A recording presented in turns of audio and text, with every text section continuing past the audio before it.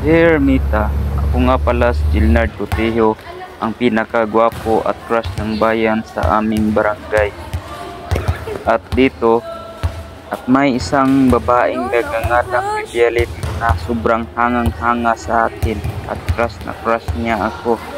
Kahit hindi ko siya pinapansin, iwan ko ba kung bakit hanga pa rin siya sa akin Hi, crush! kahit ilang Uy, beses na kagwapo siya sa akong nadidma. crush.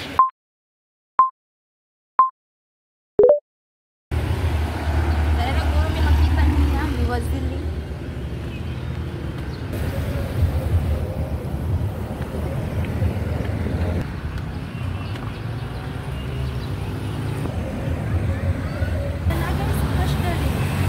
Nada si Crush, Gilnard.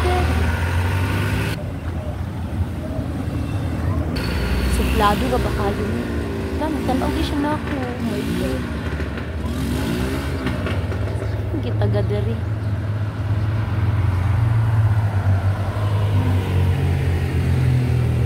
Wapo, kikini akong crush eh.